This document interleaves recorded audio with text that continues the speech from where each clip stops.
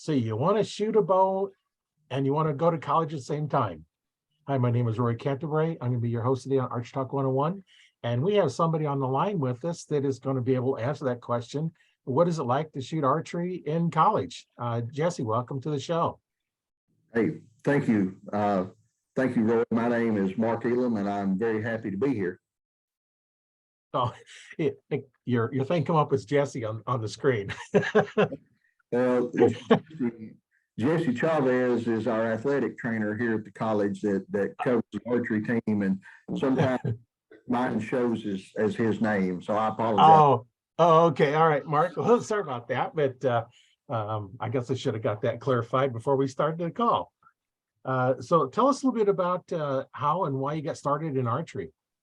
Sure. I am an old man now, but I started shooting when I was, 5 or 6 years old.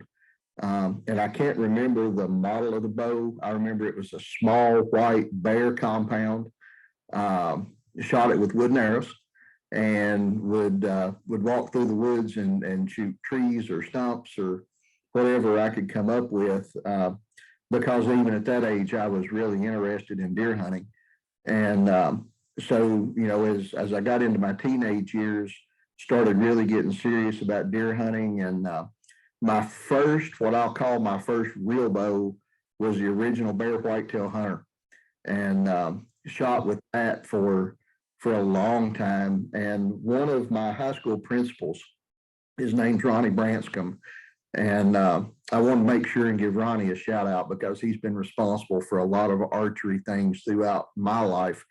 But Ronnie was a competitor, and he was a multi-time state champion back in the late 60s, early 70s. And Ronnie took myself and my high school best friend at the time, Vic Adams, under his wing, and he taught us how to shoot, how to be accurate. And of course, we were shooting those bows with fingers, and we'd shoot with a glove. And I remember distinctly, I had a sock filled with baby powder that I hung off my belt, and I reached down and tapped that baby powder sock with my glove to make it slick and shoot that way. And it was just so much fun. And so I hunted for years and years and didn't really get started in competitive archery until 21 or 22 years ago. My wife and I started at the same time. And along about, a year or so into that process, we started coaching and working with young people. And we've just taken it from there. And we've been through several different organizations. And now I've been the head coach at Lindsey Wilson College for their archery program. This is my 4th season, and just very, very rewarding. Love every second of it. Yeah, it's nice. I've been coaching since '95, and it's always nice to see, a new archer that's never shot a bow all of a sudden start hitting what they're aiming at. It just, I want them to shoot better than me. As I get older, my eyesight's not as good, and I can't see them targets very far away. So shooting long distance is kind of out for me. But hunting, 10 or 20 yards all you need for hunting. Yeah, pretty much. The farthest shot that I've ever taken on a deer, and it actually worked, was 43 yards up in Illinois. I killed a real nice little 8-pointer up there the first year that my wife and I hunted up there. And that was a wide open shot. The deer was relaxed, so I was comfortable taking that shot. Today, at 57 years old, I don't know that I would take that shot anymore. Yeah, it's a long shot. My first deer I shot was 40 yards. I was up in a tree about 20 feet to get over some brush, and I was shooting just a 52-pound bow with I think it was 21-17 and arrows full length, big old heavy tip on it. It was not very fast, but it almost went clean through the deer. I seen most of the arrows sticking out the other side. And you don't need high poundage, and it's all shot placement, and that's where a good coach is going to help you. Absolutely. It's my wife, we've both gotten so busy in the last few years that our time hunting has really slowed down. But she, I don't know, I can't tell you how many deer she's killed, shooting a 50-pound compound bow, and usually it's at 48 or 49 pounds. And she killed an 8-pointer in Illinois that field dressed almost 270 pounds with a 50-pound bow. And at the time shooting an Easton Lightspeed arrow that probably didn't weigh 300 grains. And Yeah. pass through, and you're right. It's all about shot placement. Yeah. I've had some where I go through the shoulder blade a lot, and I had one, it was 10 yards, 70-pound bow, not a super heavy arrow, but it just bounced off that one plate that's in that shoulder. I hit that one little spot that was there, and it just, basically scratched it a couple inches in, and that was about it. And it run off. Yep, I've had the same thing happen. Yeah, I try not to, but it seems like I go through that lower part of that shoulder blade a lot. I understand. Not where I want them to go, but that's how it goes. Sometimes you get there a little bit, and that's why we call it step. Killing, right?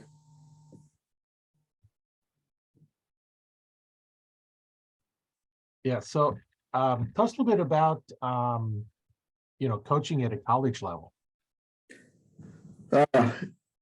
Very different. We've coached from elementary through high school for years. My wife and I have together, and there are a definite set of challenges with collegiate archery.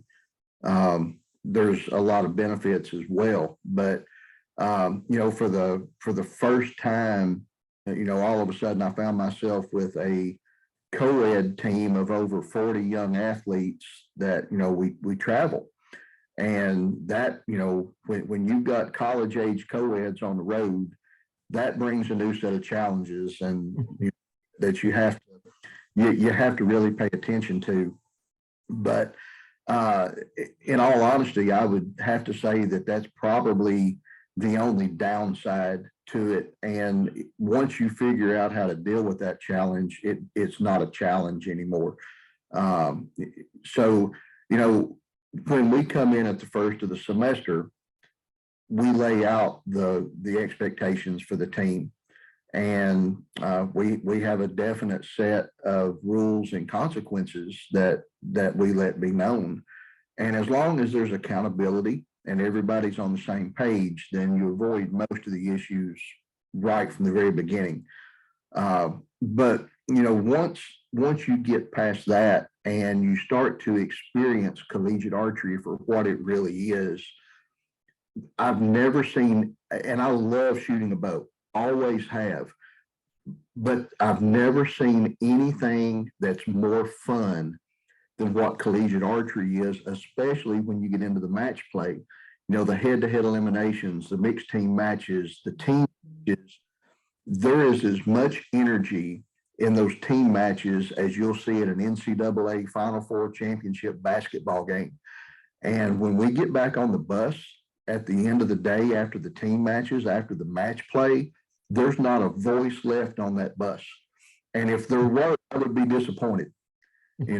That it's just a new energy that most people aren't used to with archery. And it's so much fun. And when, just like any other discipline in archery, when you take that young person that may have struggled some, whether it be those dreaded 2 words that I don't like to say that start with target panic, and you see them start to overcome that and do well. And, even somebody 22, 23 years old that's still in college, and they start to get over that, and you start to see that light come back in their eyes and that smile on their face, it makes it all worthwhile. So, speaking of target panic, that is something that, plagued a lot of people. What is it you go through to help them get over that? It honestly depends on the athlete and their personality. a lot of it is blank bailing, blind bailing, and sometimes several thousand shots to reset the muscle memory. A lot of it is mental, and the mental coaching is a lot harder than the physical coaching is. But we do a lot of work and a lot of talk with mantras and affirmations and the Lanny Basham system and some of those other things that we watch a lot of coaching videos from coaches other than myself. Jake Kaminsky, Brady Ellison, some of those type people, Paige Pierce, Aaron McGladdery. Shout out to those people that have been a big help to us. But they each have something different to offer as far as particularly the way that the mental programming works. And, the mantras and affirmations have been a really big one for us. We encourage these kids to write out their mantras and affirmations on Post-it notes and stick them around their dorm room or their apartment walls where they see them every day. Some of them will actually record themselves citing their mantras and affirmations and play those when they're practicing by themselves. Any of those kinds of things really, really help. But I guess by and large, the aiming drills and the blind bailing and blank bailing probably are our go-tos as much as anything else. Now, I know some of our listeners may not know what the blind bailing is. Maybe you could explain that for our listeners to understand what it is you're doing for that. Sure, absolutely. With blind bailing, we don't put a target face on the bail. They just step up and, sometimes as close as, 8 or 10 feet from the target.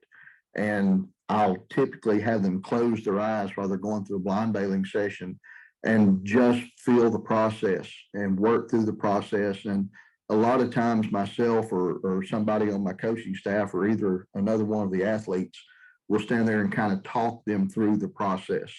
When you take your recurve shooters, for instance, with the KSL shot cycle, which is what Coach Kesik Lee from the Olympic archery team teaches, we'll actually go through the steps, set up, load, anchor, transfer, expand, and follow through. And a lot of times, if Coach Lee calls the verbal process of that the software of archery, or the actually thinking through the steps, the software of archery. And I found that really helps. And a lot of times, if they go through the software, then it takes their mind off of the actual target itself and can really help to eliminate those issues. And anybody that has ever stood around me much, especially when we're in a competitive situation in a tournament and the pressure, the stakes are high, they'll hear me say over and over and over again, trust the process, trust the process, trust yourself, trust the process, and try to get them thinking about the individual steps of their form and execution. So blind bailing is simply without a target face. Blank bailing is without a target face as well, but typically with their eyes open. So blind bailing to me is eyes closed and feeling it. Blank bailing is eyes open and feeling it and actually watching the process as it unfolds. Yeah, I know when I first learned back tension release, they took us up close enough. There was like 20 of us on the line at one time, and we're close enough we can bend over, reach, grab our arrows, pull them out, and we're shooting with our eyes closed. And then finally starting to feel it and open your eyes, and your form all goes away.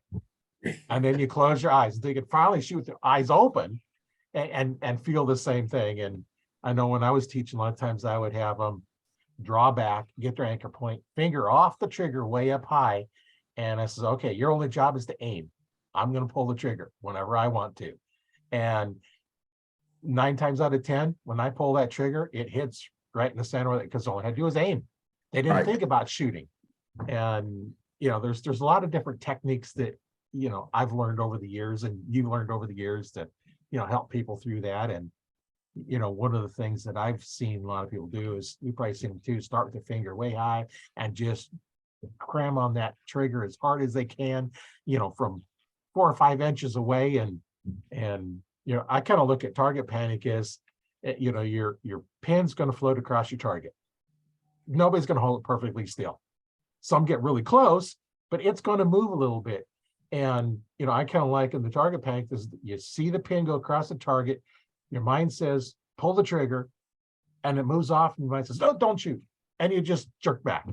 Yep. And if you're not using your finger to pull the trigger, you can't have that scenario going on. And I found there's just a lot of things, you get that trigger in there nice and deep, and use your back, and you don't pull the trigger. Right.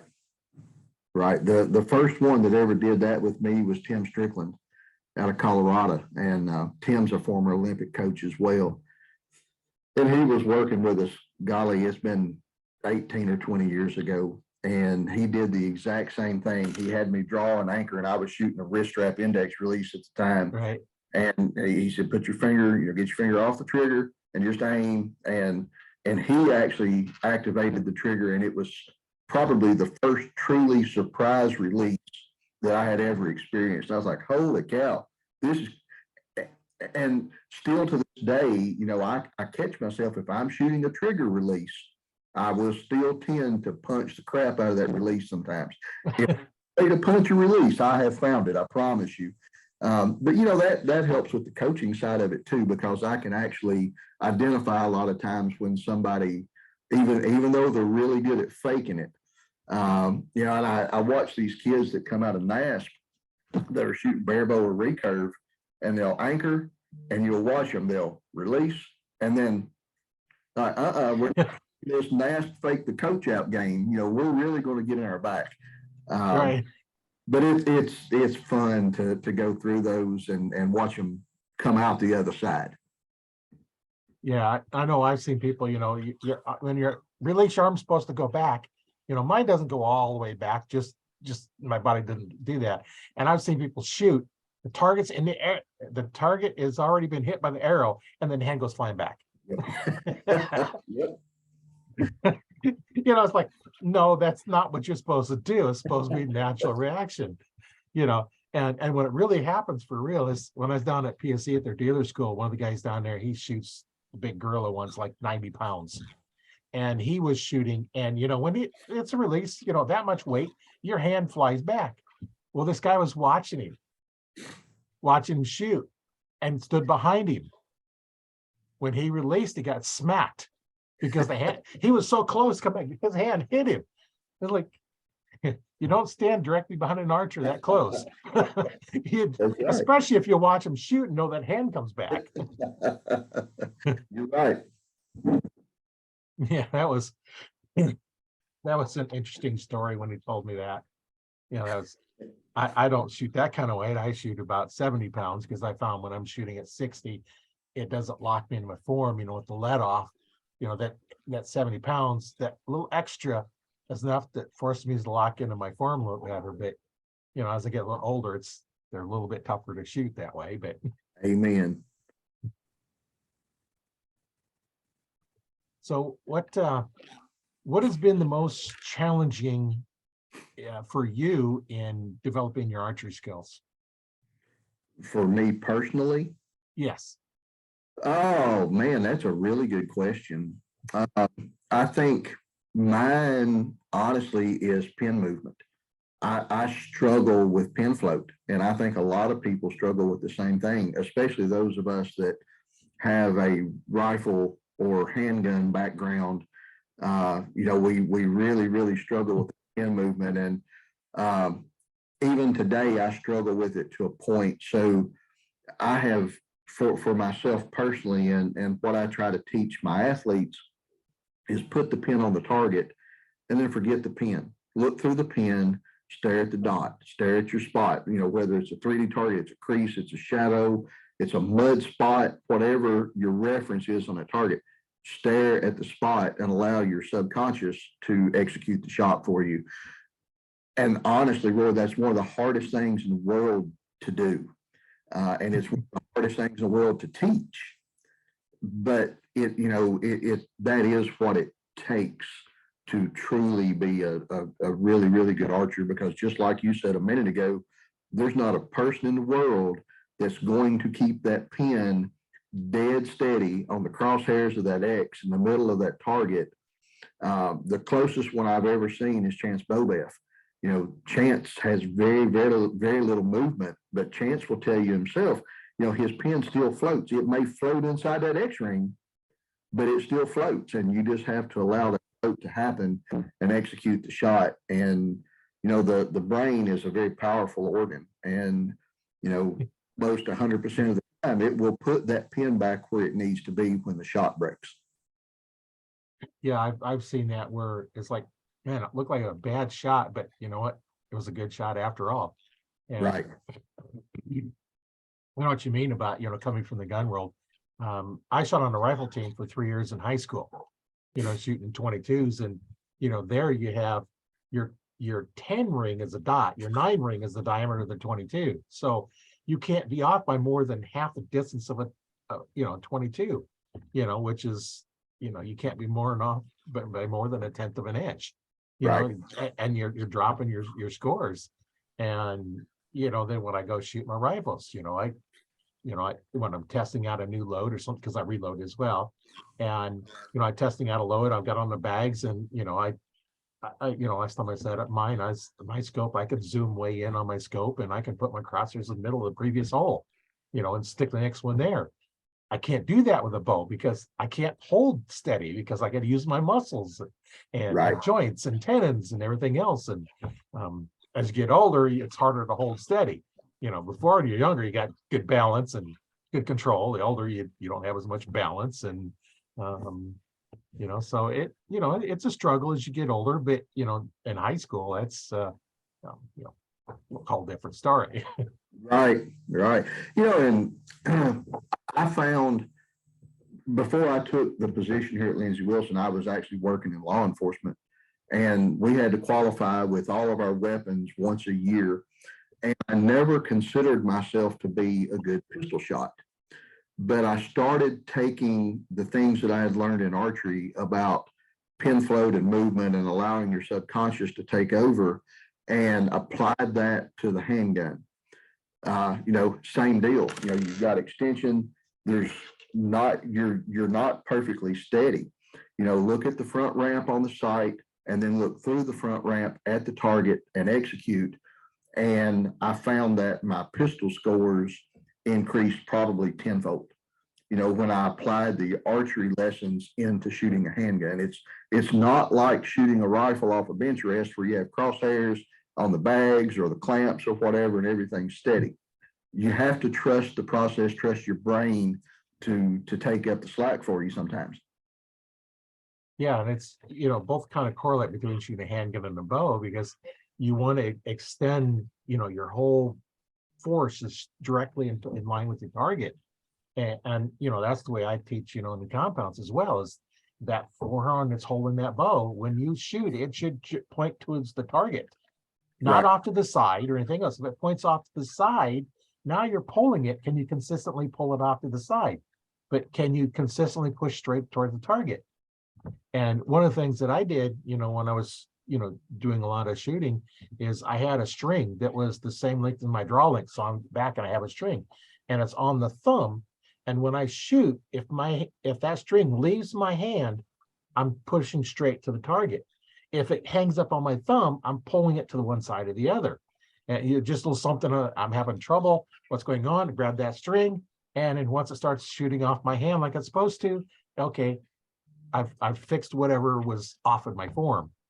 And you know, with many years of martial arts, I kind of incorporated the martial arts into my archery. You know, because back in the 80s, I took martial arts for about 20 years. And, you know, and then learning archery, I learned back tension release in archery in 95. Now I started off kind of like you. I started off with a Ben Pearson fiberglass recurve bow, 25 pounds. You didn't have an option of aluminum arrows. It was wood or wood. Right. You might have different types of wood, but it was wood arrows. And then it wasn't until the 70s when compounds come out. And my brother bought one of the Whitetail 2, and I started shooting that. And I'm thinking, I think that was either in high school or college. I think it was in college. I was shooting that bow at the archery classes, doing some of that. And then, I shot for many years and finally become a coach. And, it's a lot of fun. And doing this podcast is a lot of fun. Yeah, and what you mentioned, martial arts. I thought it was really interesting when I was going through my USA Level 4 training with Coach Lee. One of the things that he said through that, at some point through that 3-month process, whatever it was to get through the Level 4, was that he does not consider archery a shooting sport. He considers it a martial art because it is all about movement. And that has really stuck with me since then. And it's one of the things that we really work with at the collegiate level is the movement that's involved. And he talks a lot about angular movement, which you really can't do well with a compound, but with a recoil, everything's angular and around the spine. But even with a compound, we still talk about the angular movement of activating the release around the spine instead of trying to pull straight back or trying to pull down or rotate your release hand to make the release fire, is that movement around the spine. But yeah, all about movement. And I think it truly is an art, like the martial arts. Yeah, and there's a lot of things that incorporate in there together between, in martial, I did Hapkido, so there's a lot of joint locks and throws and stuff, but I also did punches and kicks and everything else. And, when you get ready to break a board or something, if you don't go straight through that to your target, which is the other side of the board, you're going to hurt yourself. It's not going to break. Right. But when you go through it, it don't hurt, because you went through, you direct your force straight to the target. And the same thing with archery. That's why I see a lot of people, they have that arm bent way in front of them. So, instead of being straight off to the side, they're off this way. And when they shoot, the hand goes up the outside. Yeah. And I've seen a lot of, some of the other coaches are starting to do the same thing, just, that really bent over. And it's like, how you can't, that hand moves off to the side. And I just don't see how that would work good. But, I've seen people with real bad form shoot really good. No kidding. Yeah, like you've probably seen as well as I have. It's like, okay, this is the way I do it. This is what I'm going to teach you, and I'm going to modify it for you. Because your body's different than mine. All your students are different. As you get older, we might have to change things, younger, and it's just all kinds of different things. And there's really nothing preventing you from shooting a bow. Right. Just look at Matt Stutzman. Yeah, no kidding. I've met him in Nebraska. He come up. We have outdoor expo every year, and I went and volunteered for it this last year, and he was there, and I got to sit down and chat with him for a while. And no arms, yep. And he shoots a bow just fine. And inspiration, right? And I know I was at a shoot that we had here at one of the parks down here in Nebraska, and twice I seen somebody walking around with a bow in their hand and no other arm. From the shoulder down was gone.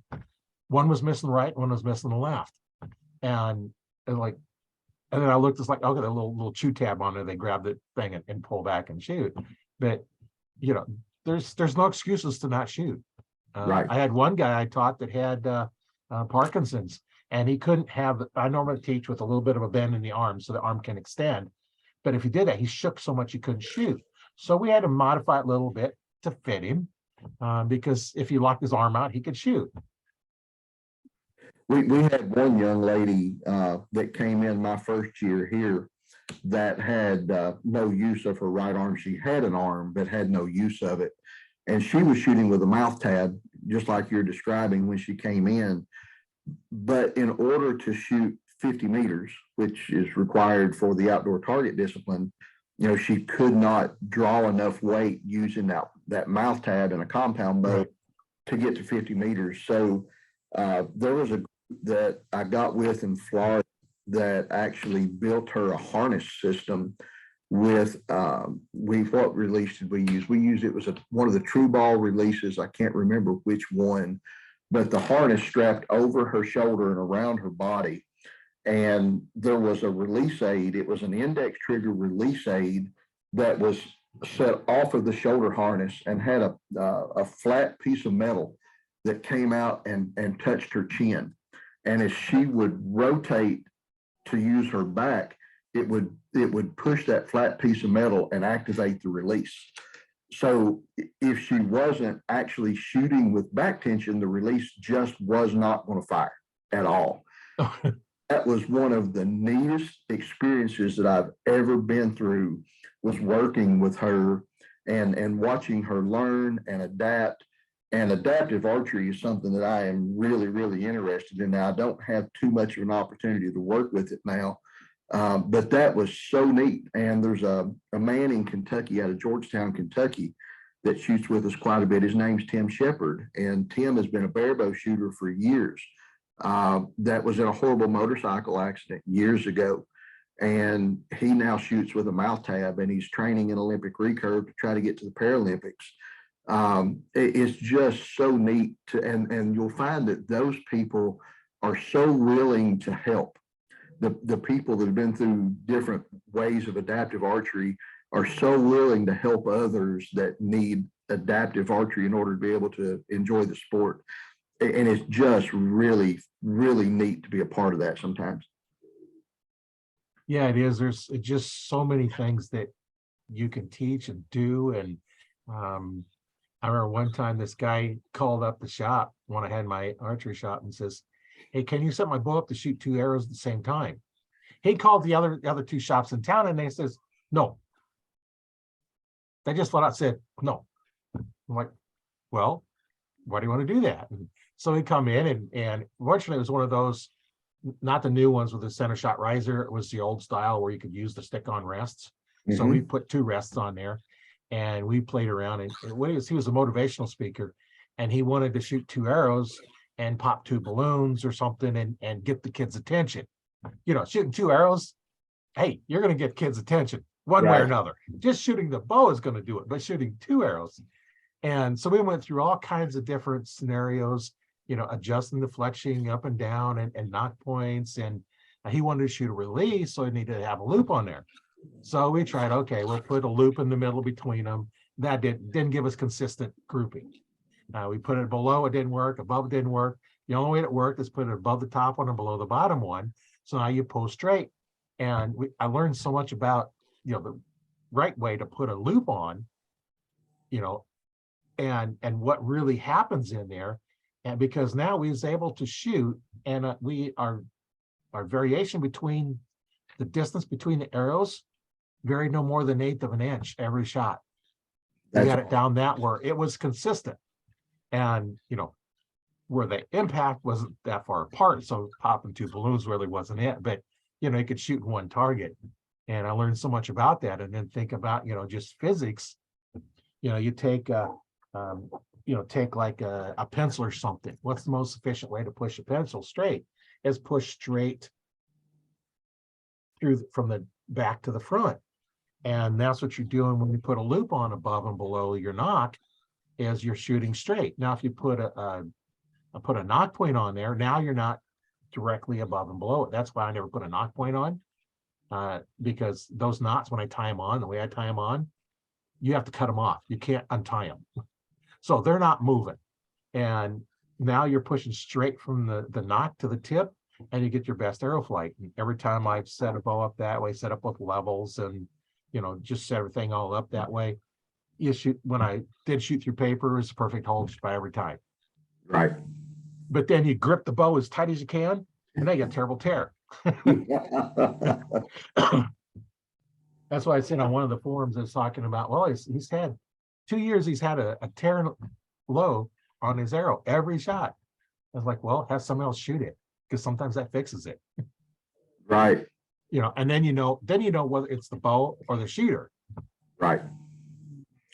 Right. And I do that. So we actually own a shop as well, Rhonda and I do. And a lot of times you'll, you know, have somebody come up and you'll work and work and work trying to get a good paper tear. And it may be a half inch right this time and a half inch low the next time and 3/4 of an inch high the next time, and I say, all right, let me shoot the bow and see if I feel anything that feels wrong with it, just not to say, I think you're torquing the devil out of this bow or whatever. Let me see if I feel anything off with the bow, bullet hole. And then they say, well, what did you do different? Well, it's the way I grip the bow or whatever the case happens to be to make that point. But yeah, you're exactly right. Yeah, I had one guy come in when I was working at I think it was Cabela's. I worked after I closed down my store. I worked at Bass Pro and in Cabela's, and this guy come in. He couldn't group or nothing. It was just he couldn't get his arrow, so he wanted to drop away rest. Well, on a drop away rest, we have to shoot it to see if it's going to work, right? Right. So I got the rest on, got it all set up. I went over to the range and I drew back and I shot. I drew back again, aimed at the knock, and I stuck the two arrows together. And the guy was sitting there and says, I never saw me do this. Like, yeah, well, it's not my arrow, so I don't care. And then the guy come in and says, I couldn't get it to group. It's like, I stuck two arrows together with your bow, 2 shots with your bow. It's not the bow. Right. It's you. Now let's work on your form. Because obviously then it's something wrong with his form. Right. Because his other rest, if they're set up right, they're going to shoot right. Right. It doesn't matter what you're shooting. You can use a drop away. If it's not set up right, you're not going to shoot very well. All about the consistency. Yep. Like you're talking about, trust the process. Right. Here is your step-by-step instructions on what to do to shoot. And follow those steps, you won't go wrong. Yep. Yeah, if we could ever just turn our brain off long enough to execute 10 good shots, we would have 10 perfect X's, but that 6 inches right between our ears causes so many problems. Yeah, it does. Yeah, so and we talked about your most challenging you personally. What is your most rewarding personally that you've gone through in archery? Watching these kids learn 100%. Take a kid from teaching them to shoot a bow, go through the struggles, and then win a national championship. Not even necessarily a national championship, although we've had several do that. But seeing them hit a PR for the first time, a new personal best, to me, no question, that is the most rewarding thing that I've ever had happen in archery. And I've been blessed to have it happen a lot because we've worked with a lot of kids, and it never gets old. It never gets old to see that smile on their face and them come up and give you a hug, say, thanks, coach. That by far the most rewarding things that's ever happened to me in archery. Yeah. And anybody that's taught archery is going to have the same feeling. I know when you take that person that's never shot a bow and you get them over the fear of shooting it, and they shoot and the first shot goes off and it's like, oh, that was fun. Can I do it again? Yeah. You get those that it's like, no, I don't want to. Come on, let's just try one shot, and you get them all set up and they shoot. And it's like, oh, can I do it again? Now you've got them hooked and you just get them going and going. And that's, that's a good rewarding part of it. I had one lady come in one time and her husband had shot, he shoots, but she had never shot before. So we got a bow down, we got all set up. I taught her how to shoot, and she come back in, sometime later, I forget how long it was now.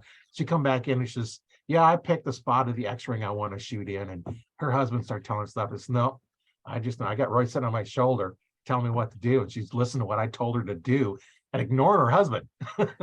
And she's out shooting him. And of course, he don't like that, but she's out shooting him. And, I'll teach him how to do it too if he wants. But, as you probably found, sometimes guys are a little harder to teach. I was actually fixing to say that. It seems to me like the ladies pick up on it a whole lot faster. And it's not hard for us to take a lady and have her beating her husband in short order. It happens all the time. Well, what I have seen lots of times, the guys have this attitude that I know the best. You can't teach me anything. Right. And I got pretty good at, when I come into the store and within talking to them within just a few seconds, and then I don't help them because I can tell already that they got the attitude, I can't teach them anything and they won't learn anyway. I'm not going to waste my time with them. And then you Right. come in and, the other person, like, they want to learn, like I have the Arch Talk 101 Facebook group, and there we've got over 600 people in there, a lot of guys, but they're open to learning. That's why they join. A lot of them is like, they'll post like, how's my form?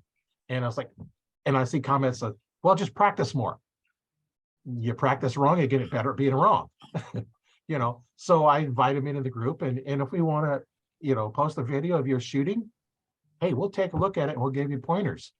I've been coached since 95, and we have people that have been shooting there for 70 plus years. Right.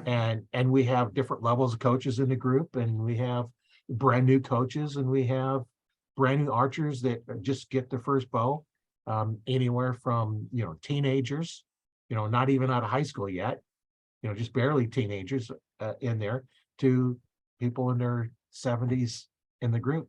So there's all kinds of experiences in there. And that's why I let the group be just about archery and archery content. And you don't see any links in there, because if you post a link, I delete it. Yeah. If you do it again, I ban you from the group. So Right. it's a group that is just there. It's a safe place to talk about anything. And like I always say, the only dumb question is the one you don't ask. Amen. Amen.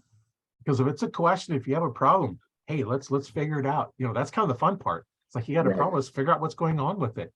And if the student is open to it, we'll figure it out sooner or later. I think one of the traits that makes a truly good archery coach is that the coach has to be a problem solver.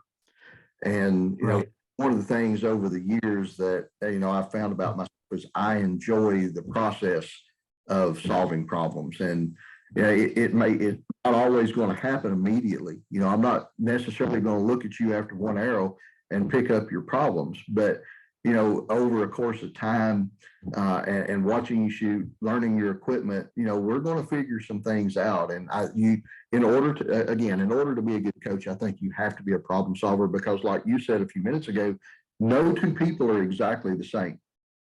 So it's not cookie cutter. What works for me may not necessarily work for Roy. The alignment things that we try to work on, we try to do that across the board, but there are going to be differences based on your physicality and on your physical ability. And we have to work with those things and solve those problems to get you where you want to go. Yeah, it's, are you open, when I get somebody to coach, it's like, are you open to be coachable? Are you coachable? Are you willing to put in the work? A few questions like that. If you're not open to be coached, then I don't need to waste my time with you. If you're not Right. willing to put in the work, because I can say, okay, I can make you a better archer, and you don't do the work, I can't make you a better archer. Right. So if you put the work in, you're going to get there. I know I've taught people, I just, made them better just by looking at videos. And when I first started, there was no videos. Right. You had the old VCR cameras. So I got to watch every shot, and you got to shoot multiple times, because I'm going to look at one piece. I can't look at the whole thing. And now with the videos, our phones have such good cameras on them that even the digital cameras, you got to spend lots and lots of money on digital camera to get at least as good as these. I was Right. talking to a professional photographer, and she said her phone takes better pictures than her digital camera that she uses for events. But using a phone doesn't look professional, even though it'd be better pictures. Right. You have slow motion, you have panoramic, all those nice features. And that's the nice thing about now, is because we can take a video of it and we can play it back and look at it different angles, take multiple shots and look at different angles, from above and side, front. And now we can slow motion, we can stop. Okay, see how there you moved your finger, you're pulling the trigger, where I couldn't see that by just watching, because that slight little movement when they pull back, that's what's nice about now, is because we can just take our cell phone out, record real quick and play it back. It's like, oh, okay, here we're at. Yep.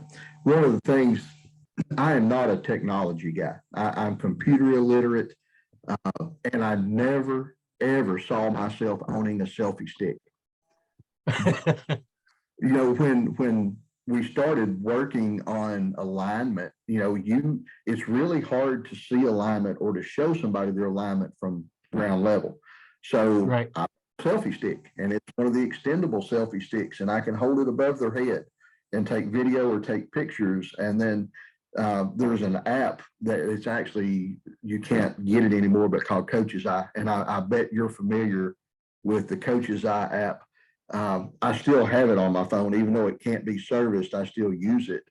And I'll video from above with that Coach's Eye app, and then you can draw lines and so, okay, this is the alignment we're looking for. This is the alignment that you're currently in. Here's where we need to adjust.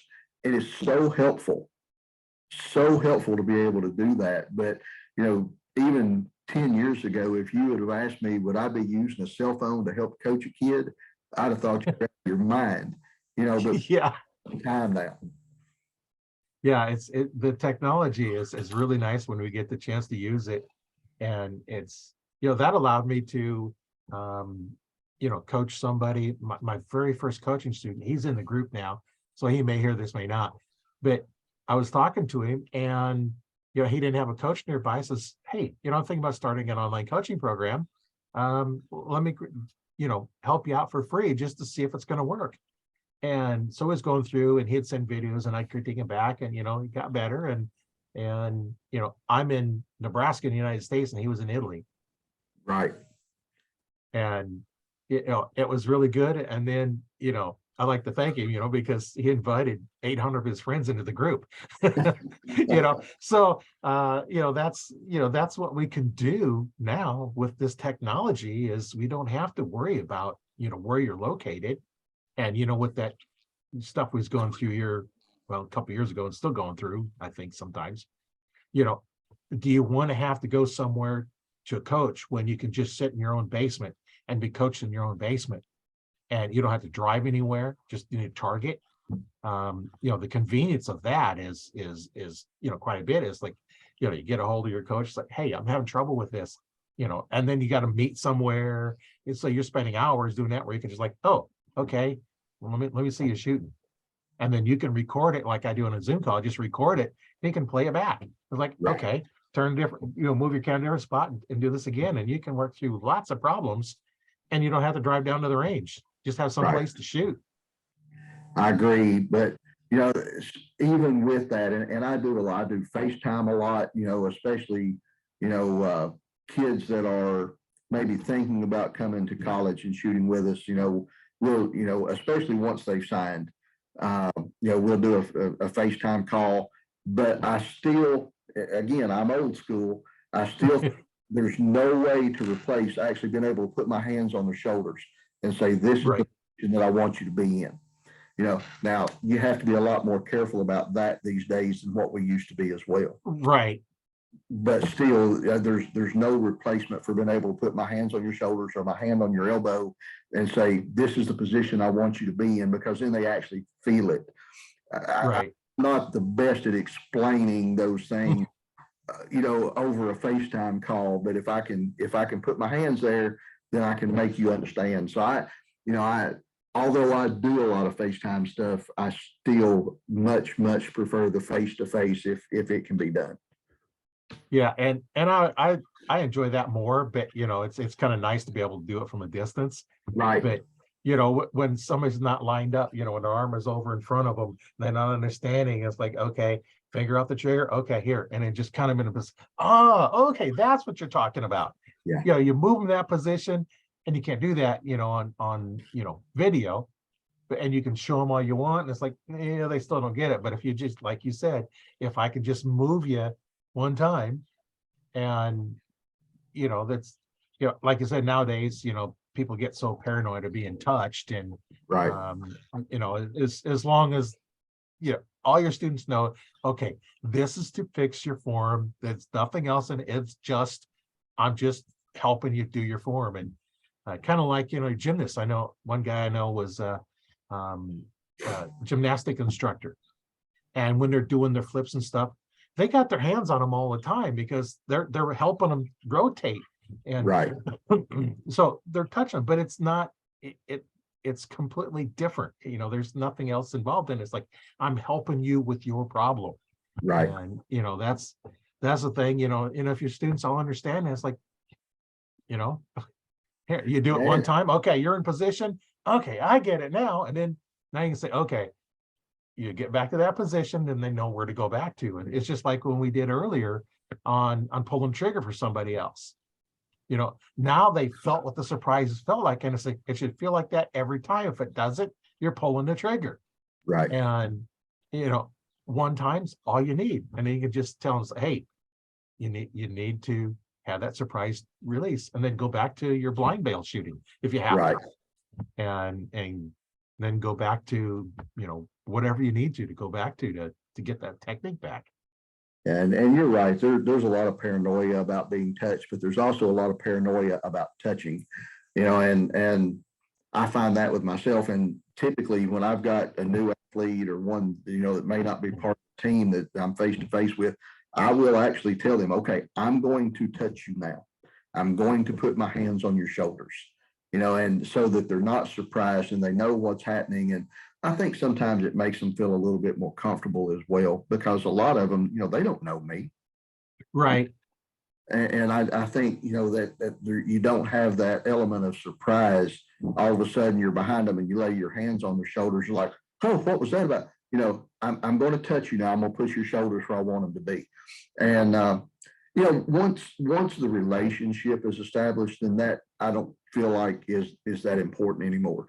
But in the beginning, especially with the younger kids, and I like, on the younger ones, I like to have their parents present as well, going through that, so that they understand, coach isn't a pervert.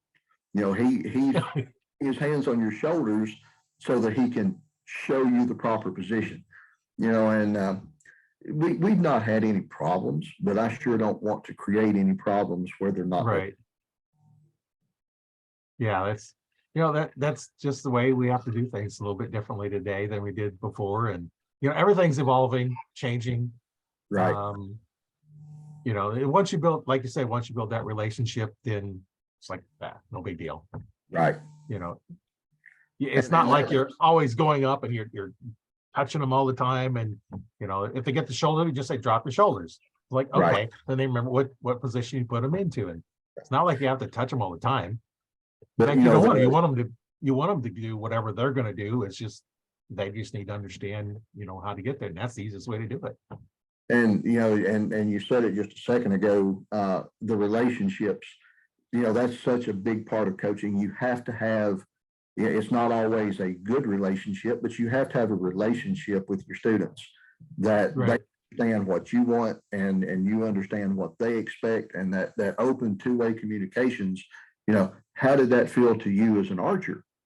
And that back and forth is so important, or you're never going to get anywhere from a coaching standpoint if you're not able to have that open back and forth communication. So relationships to me are extremely important in any type of coaching endeavor, but probably more so in archery because it is such a personal sport. Right. It's an individual sport, but like you said, you have teams, but it's an individual sport. It's, you're doing what you're doing by yourself. It's not like in football where, it's a team sport. One person can't do everything because they can't snap the ball. They can't throw the ball or pass it off. So the person that has the ball to snap it isn't the one that does anything else except one task. So it has to be a whole team. Well, in archery, you're working as a team on certain events, but it's individually. It's you shooting the bow against your target. And the better you do, the better things are. It's an individual, like shooting, clay targets, shooting trap or skeet. It's an individual, but you still have a team, and that's just kind of all the same thing. It's like, did you do better today than you did yesterday? If not, why not? 1% improvement every day. Yeah. Well, I know we're getting close to our hour and you have something you got to do. What are your parting thoughts that you'd like to tell the audience? Archery's fun, and I hope everybody will take advantage of any opportunities they have to participate. there are people out there that will help you and will enjoy helping you to learn. Collegiate archery is available for you high schoolers and high school parents. The money that you put into equipment is an investment in their future, because there are lots of scholarships and lots of scholarship money available to shoot a bow in college. And it's fun. Collegiate archery is truly fun. We do work hard, but we have a good time. And the family dynamic that we see, at least in our program at Lindsey Wilson College, is basically the same dynamic that you see at the ASA shoots and so forth, to where everybody is friends and friendly and willing to help each other. So I would encourage anybody that's interested to take advantage of the opportunities that are out there to learn, to begin to compete, to begin to compete and to have a good time, and reach out to your college coaches. If it's something that you're interested in, reach out and allow them to help you, to give you the guidance to move forward, to take advantage of those opportunities. So if they wanted to get a hold of you and maybe attend your college, how would they get a hold of you? We do have a Facebook page. It's LWC Blue Raider Archery is one way. My email, if they would like to email me, it's elamm@lindsey.edu, and that's LINDSEY. On the Lindsey Wilson website, there's a link to athletics, and contact information is on there. My personal Facebook page, my wife's Facebook page, our youth program, Tuckasee Archery. I'm not hard to find. Okay. Yeah, I'll put a link in the description on here if anybody wants to get a hold of you. And that way it'll make it a little easier for you. Maybe we can get more students for you. Sounds great. I sure do appreciate it. And thank you for having me on. I've really enjoyed visiting with you. Yeah, that's why I like doing this. It's so much fun talking to archers all over the world. Right. And you do a good job. You do a really good job with it. Congratulations on that. Thank you. Thank you.